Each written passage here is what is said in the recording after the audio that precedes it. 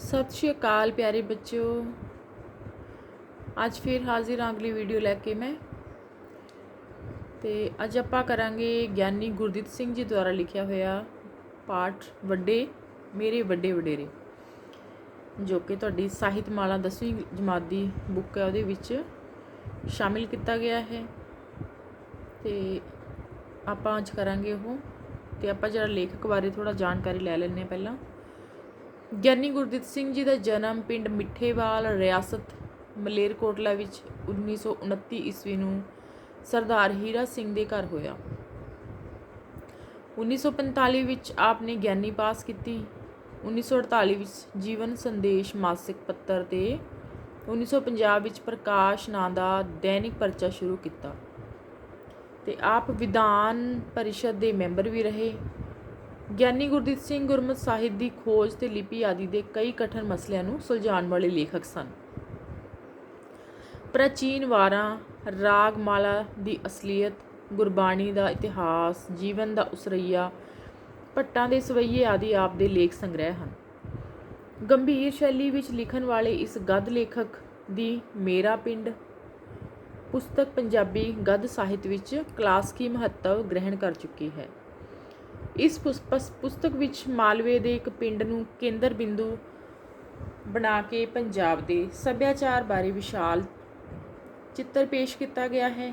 ਤੇ ਪਿੰਡ ਦੇ ਲੋਕਾਂ ਦੀਆਂ ਮਨ ਮਨੌਤਾਂ ਜਿਹੜੀਆਂ ਵਹਿਮਾਂ ਭਰਮਾਂ, ਮੇਲਿਆਂ, ਤਿਉਹਾਰਾਂ ਤੇ ਸੱਭਿਆਚਾਰ ਦੇ ਅਲੋਪ ਹੋ ਰਹੇ ਪੱਖਾਂ ਨੂੰ ਸੋਹਣੀ ਤਰ੍ਹਾਂ ਪੇਸ਼ ਕੀਤਾ ਹੈ। ਗਿਆਨੀ ਜੀ ਦੀ ਲਿਖਣ ਕਲਾ ਬੜੀ ਸਿੱਧੀ ਸਾਦੀ ਲੋਕ ਬੋਲਚਾਲ ਉੱਤੇ ਆਧਾਰਿਤ, ਮੁਹਾਵਰੇਦਾਰ ਤੇ ਲੋਕ ਅਖਾਣਾਂ ਨਾਲ ਭਰਪੂਰ ਹੈ। ਪੰਜਾਬੀ ਸਾਹਿਤ ਦੇ ਖੇਤਰ ਵਿੱਚ ਅਨੇਕਾਂ ਮਾਣ ਸਨਮਾਨ ਪ੍ਰਾਪਤ ਕੀਤੇ। ਆਪ 17 ਜਨਵਰੀ 2007 ਨੂੰ ਸਾਨੂੰ ਸਦੀਵੀਂ ਵਿਛੋੜਾ ਦੇ ਗਏ। ਤੇ ਆਓ ਆਪਾਂ ਪੜ੍ਹਦੇ ਹਾਂ ਮੇਰੇ ਵੱਡੇ ਵਡੇਰੇ। ਮੇਰੇ ਦਾਦੇ ਪੜਦਾਦੇ ਵੱਡੇ ਵਡੇਰੇ ਕਿਸੇ ਰਾਜੇ ਨਵਾਬ ਦੇ ਨੌਕਰ, ਰਹੀਸ ਜਾਂ ਬਖਤਾਵਰ ਨਹੀਂ ਸਨ। ਨਾ ਹੀ ਉਹ ਅਧਿਆਤਮਕ ਖੇਤਰ ਵਿੱਚ ਕੋਈ ਦਰਜਾ ਰੱਖਦੇ ਸੀ ਤੇ ਵਿਦਵਾਨ ਹੋਣਾ ਤਾਂ ਉਹਨਾਂ ਲਈ ਇੱਕ ਦਮ ਹੀ ਅਜਨਬੀ ਹੋਇਆ। ਉਹ ਕੇਵਲ ਆਪਣੇ ਜ਼ਮਾਨੇ ਦੇ ਮਨੁੱਖ ਸਨ।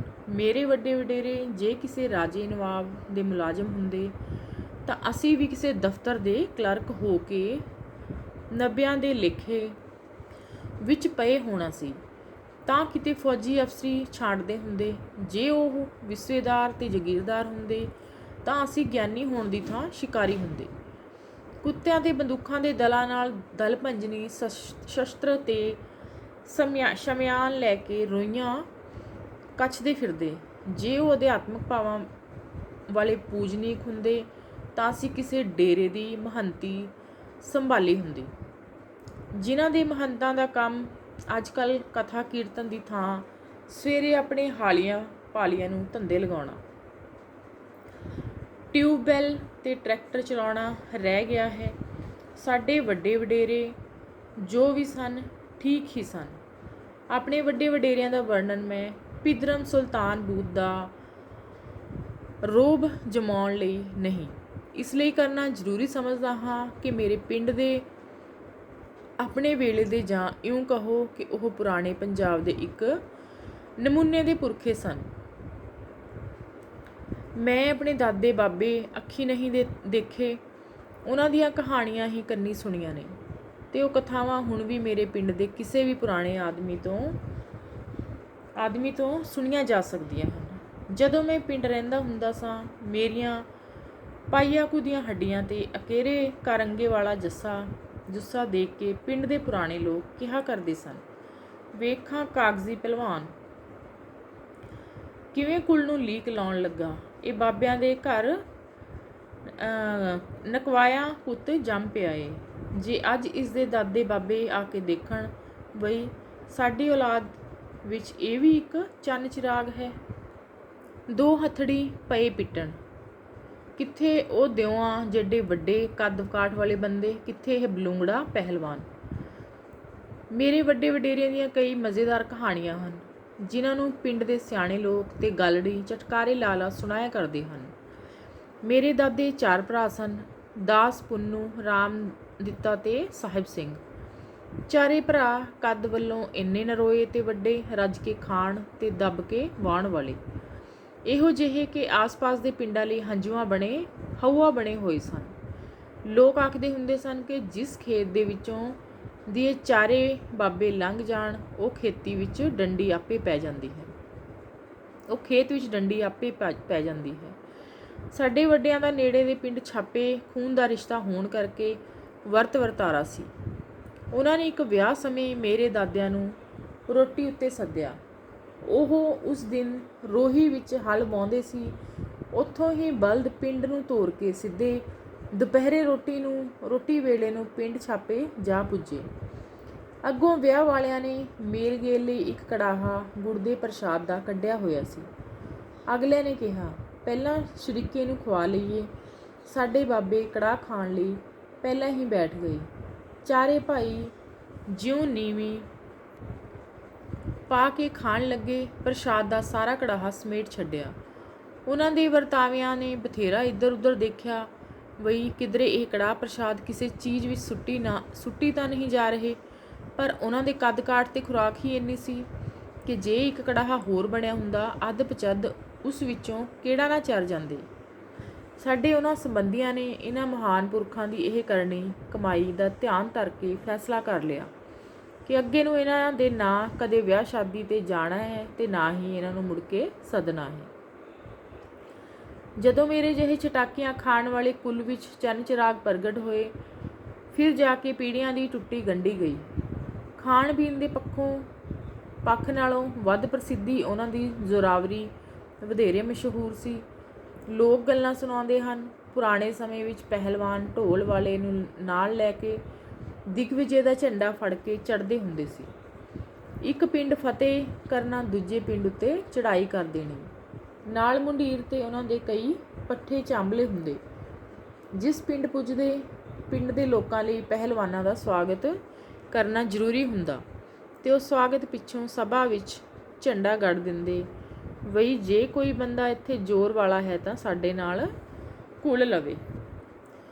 ਇਸ ਤਰ੍ਹਾਂ ਦਾ ਇੱਕ ਜੰਗਲ ਵੱਲ ਦਾ ਭੁਸਰਿਆ ਹੋਇਆ ਪਹਿਲਵਾਨ ਆਪਣੀ ਬਿਜੇਪਾ ਤਾਕਾ ਲਹਿਰਾਉਂਦਾ ਸਾਡੇ ਪਿੰਡ ਵੀ ਆ ਗੱਜਿਆ। ਪਿੰਡ ਦਾ ਚੌਧਰੀ ਚੜ੍ਹਤ ਸਿੰਘ ਉਸ ਦੇ ਸਵਾਗਤ ਲਈ ਗਿਆ। ਇੱਕ ਸਬਾਤ ਬੈਠਕ ਵਿੱਚ ਉਤਾਰਾ ਕਰਾਇਆ ਗਿਆ। ਸਾਡਾ ਛੋਟਾ ਜਿਹਾ ਪਿੰਡ ਦੇਖ ਕੇ ਪਹਿਲਵਾਨ ਹੋਰ ਹੰਕਾਰ ਗਿਆ। ਉਹ ਬਿੰਦੇ ਝਟੇ ਆਖੇ, ਇੱਥੇ ਦਾ ਤਾਂ ਕਦੇ ਕੋਈ ਪਹਿਲਵਾਨ ਸੁਣਿਆ ਹੀ ਨਹੀਂ। ਤੁਸੀਂ ਪੱਕੀ ਰਸਤ ਹਵਾਲੇ ਕਰੋ, ਅਸੀਂ ਅਗਲੇ ਪਿੰਡ ਜਾਈਏ। ਪਿੰਡ ਦਾ ਚੌਧਰੀ ਸਿਆਣਾ ਸੀ। ਉਸਨੇ ਕਿਹਾ, ਰਸਤਾ ਨੂੰ ਕਿਹੜਾ ਜੀ? ਅਸੀਂ ਕੋਈ ਨਾ ਨੁੱਕਰ ਕਰਨੀ ਏ, ਅਸੀਂ ਕਿਸੇ ਚੀਜ਼ ਤੋਂ ਨਾਬਰ ਨਹੀਂ। ਚੰਗੇ ਭਾਗਾਂ ਨੂੰ ਪਿੰਡ ਵਿੱਚ ਮਸਾਂ ਭਲਵਾਨ ਦੇ ਚਰਨ ਪਏ ਨੇ। ਇੱਕ ਰਾਤ ਤਾਂ ਕੱਟੋ, ਹੁਣ ਖਾਣ ਪੀਣ ਜੋਗੀ ਰਸਤ ਵਸ ਭੇਜ ਦਿੰਦੇ ਹਾਂ। ਦਿਨ ਚੜ੍ਹਦੇ ਨੂੰ ਸਾਰੀ ਗੱਲ ਨਜਿੱਠ ਲਵਾਂਗੇ। ਉਸ ਪੁਰਾਣੇ ਜ਼ਮਾਨੇ ਵਿੱਚ ਪਹਿਲਵਾਨਾਂ ਨੂੰ ਪਿੰਡਾਂ ਦੇ ਲੋਕ ਘਿਓ ਇਕੱਠਾ ਕਰਕੇ ਦਿੰਦੇ ਹੁੰਦੇ ਸਨ। ਗੁੜ ਤੇ ਕੱਪੜਿਆਂ ਦੇ ਥਾਨਾਂ ਦੀਆਂ ਪੰਡਾਂ ਬੰਨ੍ਹ ਦਿੰਦੇ ਸੀ। ਨਗਦੀ ਵੀ ਪੀਰਾਂ ਫਕੀਰਾਂ ਵਾਂਗ ਚੜ੍ਹਾਈ ਜਾਂਦੀ ਸੀ। ਇਹ ਪਹਿਲਵਾਨ ਪਿੰਡਾਂ ਤੋਂ ਕਾਫੀ ਸਮੱਗਰੀ, ਘਿਓ ਤੇ ਕਈ ਤਰ੍ਹਾਂ ਦੇ ਬਦਾਮ ਆਦਿ ਮੇਵੇ ਤੇ ਹੋਰ ਗੁੜ ਖੰਡ ਪੂਰੇ ਗੱਡੇ ਦਾ ਲੱਦ ਇਕੱਠਾ ਕਰੀ ਨਾਲੋਂ ਨਾਲ ਚੁੱਕੀ ਫਿਰਦਾ ਸੀ। ਉੱਪਰੋਂ ਬਿਆਸੀਏ ਦਾ ਕਾਲ ਪਿਆ ਹੋਇਆ ਸੀ। ਮੀਂਹ ਨਾ ਪੈਣ ਕਰਕੇ ਕਹਿਰ ਪੈਣ ਨਾਲ ਇੱਧਰ ਖਾਣ ਨੂੰ ਦਲੀਆ ਨਾ ਜੁੜੇ। ਪਹਿਲਵਾਨ ਨੇ ਆ ਕੇ ਪੱਕੀ ਰਸਤ ਦੀ ਨਵੀਂ ਚੱਟੀ ਲਗਾ ਦਿੱਤੀ। ਪੱਕੀ ਰਸਤ ਘੱਟੋ ਘੱਟ ਧੜੀ ਘਿਓ, ਇੰਨੀ ਹੀ ਖੰਡ, ਬਦਾਮ ਤੇ ਹੋਰ ਸਿੱਧਾ ਵਾਧਾ ਹੁੰਦਾ ਸੀ। ਰਸਤ ਤਾਂ ਦੇਣੀ ਇੰਨੀ ਔਖੀ ਸ਼ਾਇਦ ਕਾਲ ਵੇਲੇ ਵੀ ਨਾ ਮੰਨੀ ਜਾਂਦੀ, ਪਰ ਪਿੰਡ ਦੀ ਹਲੱਤਣ ਝੱਲਣੀ ਬਹੁਤ ਔਖੀ ਸੀ। ਪਹਿਲਵਾਨਾਂ ਦੇ ਜਥੇ ਨੂੰ ਰਾਤ ਨੂੰ ਰਸਤ ਦੇ ਕੇ ਚੜ੍ਹਤ ਸਿੰਘ ਚੌਧਰੀ ਬਾਬੇ ਪੰਨੂ ਕੋਲ ਆਇਆ। ਪਿੰਡ ਦੇ ਚੌਧਰੀ ਨੂੰ ਘਰੇ ਆਇਆ ਦੇਖ ਕੇ ਬੈਠਣ ਲਈ ਪੀੜੀ ਦਿੱਤੀ ਤੇ ਪੁੱਛਿਆ, ਚੌਧਰੀ ਅੱਜ ਕੁਵੇਲੇ ਕਿਵੇਂ ਆਉਣਾ ਹੋਇਆ? ਚੌਧਰੀ ਨੇ ਸਾਰੀ ਗੱਲ ਸੁਣਾਈ ਤੇ ਪਿੰਡ ਦੀ ਇੱਜ਼ਤ ਦਾ ਵਾਸਤਾ ਪਾ ਕੇ ਕਿਹਾ, ਬਾਬਾ ਤੂੰ ਹੀ ਲਾਜ ਰੱਖ ਸਕਦਾ ਹੈ, ਬਸ ਮੈਨੂੰ ਇੱਕੋ ਵਾਰੀ ਹਾਂ ਕਰ ਦੇ। ਚੌਧਰੀ ਨੂੰ ਬਾਬੇ ਦੀ ਤਾਕਤ ਦਾ ਪਤਾ ਸੀ ਬਈ ਉਹ ਕਈ ਪਹਿਲਵਾਨਾਂ ਨਾਲੋਂ ਵੱਧ ਤਾਕਤਵਰ ਹੈ। ਇਸ ਲਈ ਉਸਨੇ ਹਾਂ ਦੀ ਮੰਗ ਹੀ ਕੀਤੀ। ਅਖੇ ਸੋਚ ਕੇ ਪੁੰਨੂ ਬੁੜੇ ਨੇ ਕਿਹਾ, ਚੌਧਰੀ ਦਾ ਕਹਿਣਾ ਮੋੜਨਾ ਵੀ ਔਖਾ ਹੈ। ਹਮਾ ਧਾਰ ਕੇ ਆਇਆ ਏ, ਪਰ ਉੱਤੋਂ ਲਵੇਰੀਆਂ ਦੇ ਦੁੱਧ ਤਾਂ ਇੱਕ ਪਾਸੇ, ਰੁੱਖ ਵੀ ਸੁੱਕ ਗਏ ਨੇ, ਖਾਣ ਪੀਣ ਨੂੰ ਚੱਜ ਹਾਲ ਦੀ ਰੋਟੀ ਵੀ ਨਹੀਂ ਜੁੜਦੀ। ਦੇਖੀ ਚੌਧਰੀ ਕਿਤੇ ਸੁੱਕੇ ਹੱਡ ਮਰਵਾ ਦੇਵੇਂ। ਬਾਬੇ ਨੇ ਨੀਮ ਰਜ਼ਾਮੰਦੀ ਪ੍ਰਗਟ ਕਰਦਿਆਂ ਨਿਹੋਰੇ ਨਾਲ ਕਿਹਾ। ਚੌਧਰੀ ਨੇ ਕਿਹਾ, ਬਾਬਾ ਤੂੰ ਫਿਕਰ ਨਾ ਕਰ, ਮੈਂ 1-2 ਦਿਨ ਤੈਨੂੰ ਤਿਉੜ ਕਰਕੇ ਮੋਠ ਬਾਜਰੇ ਦੀ ਰੱਜਵੀਂ ਖਿਚੜੀ ਭੇਜਦਾ ਰਹੂੰਗਾ। ਤੂੰ ਜ਼ਰਾ ਆਸ ਬਣਾ, ਆਪਾਂ ਤੋਂ ਪਿੰਡ ਦੀ ਹਿਣਤਾ ਨਹੀਂ ਚੱਲੀ ਜਾਂਦੀ। ਦੂਜੇ ਦਿਨ ਚੌਧਰੀ ਨੇ ਪਹਿਲਵਾਨ ਨੂੰ ਆਖ ਦਿੱਤਾ, ਜੀ ਅਸੀਂ ਪੱਕੀ ਰਸਤ ਦੇਣ ਦੀ ਥਾਂ ਜਿੱਦਣ ਕਹੋ 2 ਹਾਥੀ ਕਰਕੇ ਦੇਖਾਂਗੇ। ਪਿੰਡ ਦੀ ਹਲੱਤਣ ਲੋਕ ਕਹਿੰਦੇ ਨੇ ਜੀ, ਸਾਥੋਂ ਚੱਲੀ ਨਹੀਂ ਜਾਂਦੀ। ਦਿਨ ਬੰਨਿਆ ਗਿਆ। ਪਿੰਡ ਦੇ ਪਿੰਡ ਟੁੱਟ ਕੇ ਤਮਾਸ਼ਾ ਵੇਖਣ ਆ ਪਏ। ਬਹੁਤੀ ਹੈਰਾਨੀ ਇਹ ਵਈ, ਟਿੱਡੇ ਜਿੱਡਾ ਪਿੰਡ ਇੱਥੇ ਨਾਮੀ ਪਹਿਲਵਾਨ ਨਾਲ ਕਿਹੜਾ ਲੋਹਾ ਲੈਣ ਵਾਲਾ ਜੰਮ ਪਿਆ ਹੈ। ਚਲੋ ਦੇਖੀਏ ਤਾਂ ਸਹੀ। ਢੋਲ ਵੱਜਿਆ, ਛਿੰਝ ਮੱਗ ਗਈ। ਪਹਿਲਵਾਨ ਦਾ ਨਿਹਾਰੀਆ ਖਾ ਗੁੰਨਿਆ ਜਿਸਮ ਤੇ ਨਿੱਤ ਕਰਤਬੀ ਜੁੱਸਾ ਦੇਖ ਕੇ ਸਾਰੇ ਲੋਕ ਹੈਰਾਨ। ਵਈ ਇਸ ਚੁਸਤ ਜਵਾਨ ਨਾਲ ਕੌਣ ਘੁਲੇਗਾ। ਬਾਬਾ ਪੁੰਨੂ ਅਖਾੜੇ ਦੇ ਇੱਕ ਪਾਸੇ ਖੇਸ ਦੀ ਬੁੱਕਲ ਮਾਰੀ ਬੈਠਾ ਸੀ। ਪਹਿਲਵਾਨ ਅਖਾੜੇ ਵਿੱਚ ਗੇੜੇ ਮਾਰ ਕੇ ਰੋਪ ਪਾਉਂਦਾ ਤੇ ਆਪਣੇ ਸਰੀਰ ਦੇ ਸੋਹਣੇ ਅੰਗ ਦਿਖਾਉਂਦਾ, ਝਟਕਾਉਂਦਾ ਤੇ ਮਟਕਾਉਂਦਾ ਫਿਰਦਾ ਰਿਹਾ। ਜਦੋਂ ਅਖਾੜਾ ਜੰਮ ਗਿਆ, ਚੌਧਰੀ ਚੜ੍ਹ ਸਿੰਘ ਬਾਬੇ ਪੁੰਨੂ ਕੋਲ ਆਇਆ, ਮੱਥਾ ਟੇਕ ਕੇ ਕਿਹਾ, ਬਾਬਾ ਰੱਖ ਪਿੰਡ ਦੀ ਪੱਤ, ਰੱਬ ਤੇਰੇ ਵਿੱਚ ਸੱਤ ਪਾਵੇ। ਬਾਬੇ ਨੇ ਖੇਸ ਲਾ ਕੇ ਅਖਾੜੇ ਵਿੱਚ ਛਾਲ ਮਾਰੀ।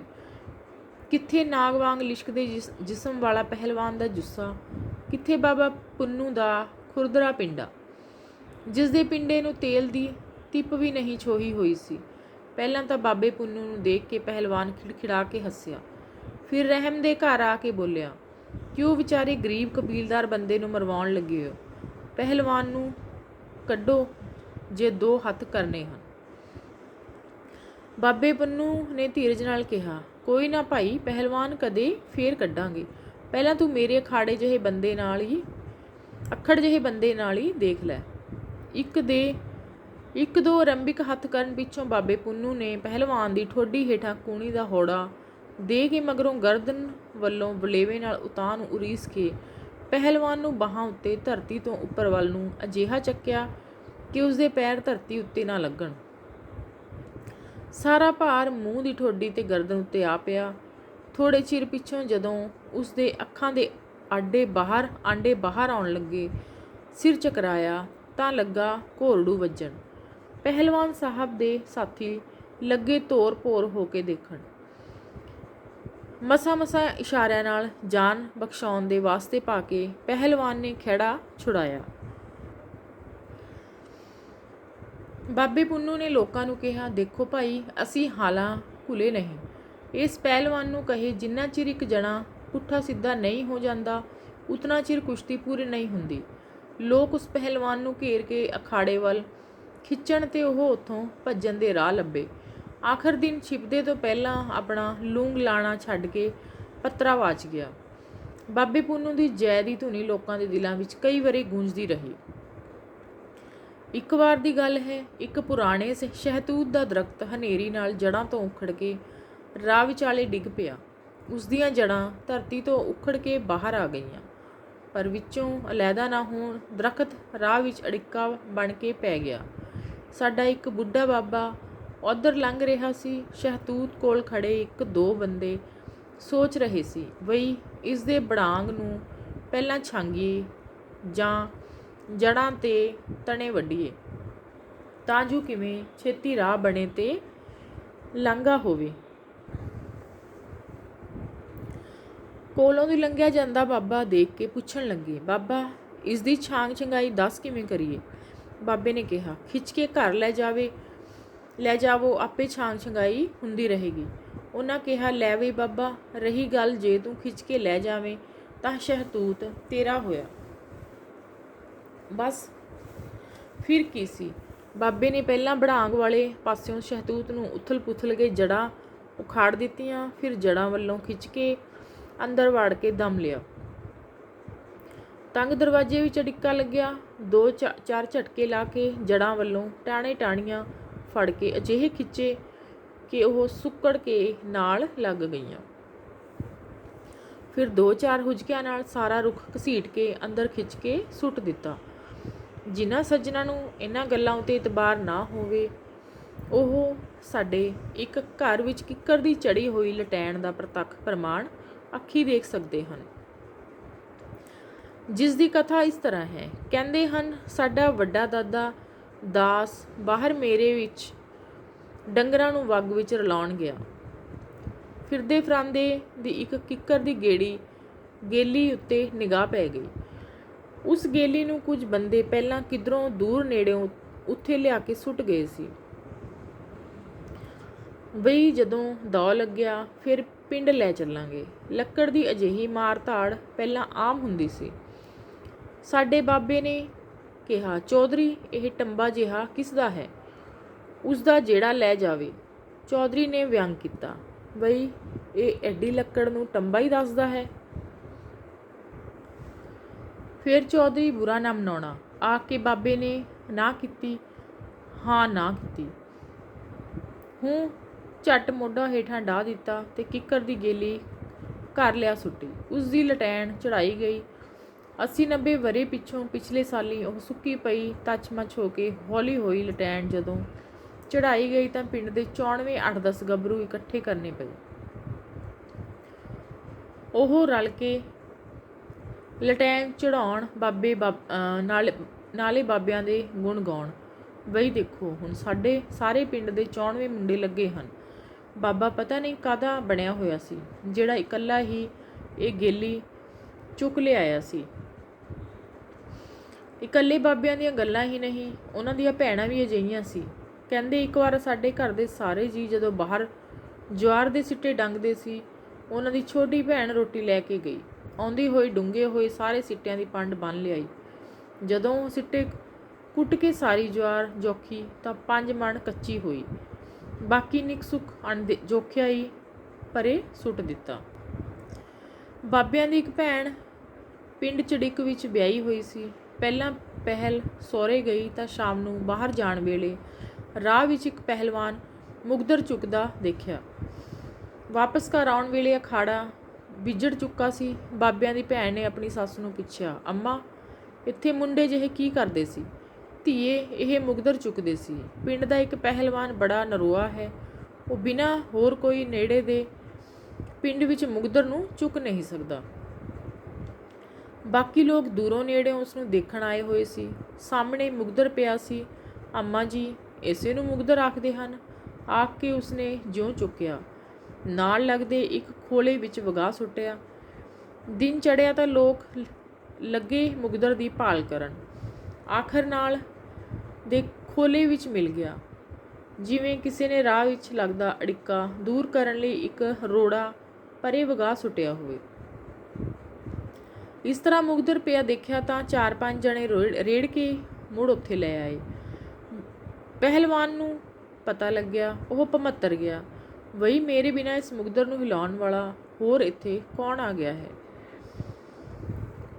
ਦੂਜੇ ਦਿਨ ਫੇਰ ਸ਼ਾਮ ਨੂੰ ਜਦ ਤੀਵੀਆਂ ਬਾਹਰ ਗਈਆਂ, ਮੁਗਦਰ ਉੱਥੇ ਪਿਆ ਦੇਖ ਕੇ ਕਿਹਾ, ਇਹ ਜੈ ਖਾਣਾ ਫੇਰ ਰਾਹ ਵਿੱਚ ਪਿਆ ਹੈ। ਆਖਦਿਆਂ ਬਾਬਿਆਂ ਦੀ ਭੈਣ ਨੇ ਇੰਨੇ ਜ਼ੋਰ ਦੀ ਵਗਾਹਿਆ ਕਿ ਅਗਲੇ ਖੋਲੇ ਦੀ ਕੰਧ ਢਹਿ ਗਈ। ਲੋਕਾਂ ਨੂੰ ਪਤਾ ਲੱਗ ਗਿਆ, ਪਹਿਲਵਾਨ ਦੀ ਖਾਨਿਓ ਗਈ। ਦੂਜੇ ਦਿਨ ਥਾਲੀ ਵਿੱਚ 101 ਰੁਪਏ ਤੇ ਇੱਕ ਸੁੱਚਾ ਤਿਉਰ ਲੈ ਕੇ ਪਹਿਲਵਾਨ ਆਇਆ ਤੇ ਬਾਬਿਆਂ ਦੀ ਭੈਣ ਨੂੰ ਨਜ਼ਰਾਨਾ ਪੇਸ਼ ਕਰਕੇ ਕਿਹਾ, ਚਾਚੀ ਤੂੰ ਮੇਰੀ ਧਰਮ ਦੀ ਭੈਣ ਹੋਈ। ਧੰਨ ਤੂੰ ਧੰਨ ਤੇਰੇ ਜਣਦੇ। ਮੈਂ ਤਾਂ ਬਸ ਦਰਸ਼ਨਾਂ ਲਈ ਆਇਆ ਹਾਂ। ਵਈ ਅਜਿਹੀ ਸ਼ਕਤੀਸ਼ਾਲੀ ਦੇਵੀ ਇੱਥੇ ਕੌਣ ਹੈ?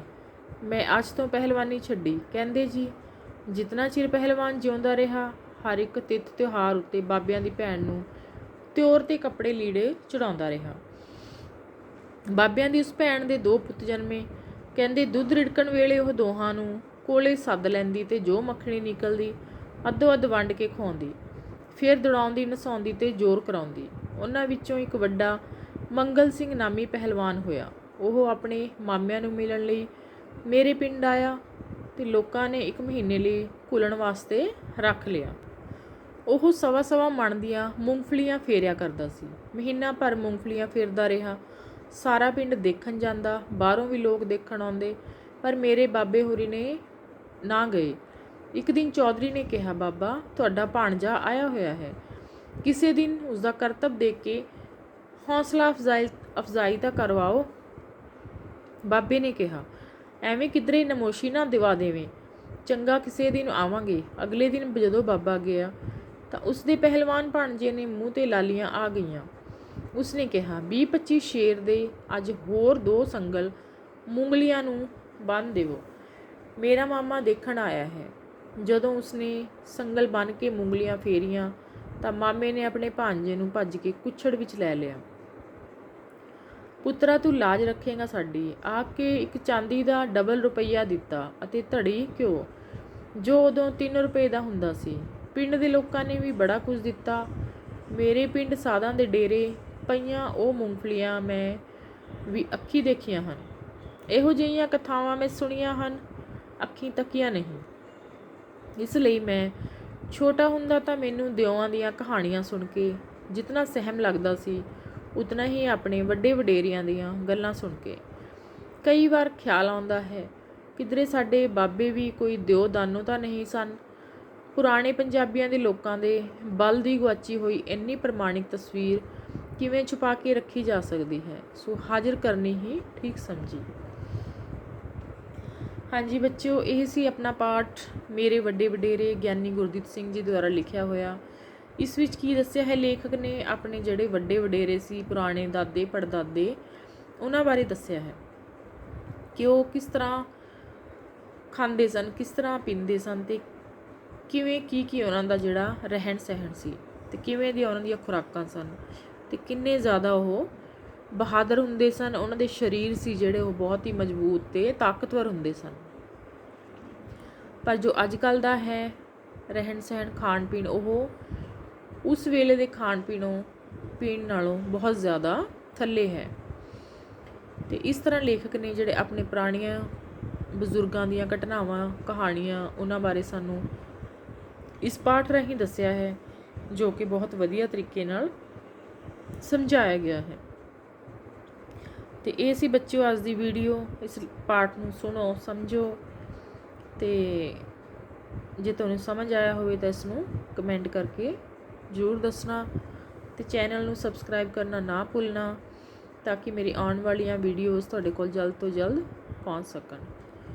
ਥੈਂਕ ਯੂ, ਧੰਨਵਾਦ।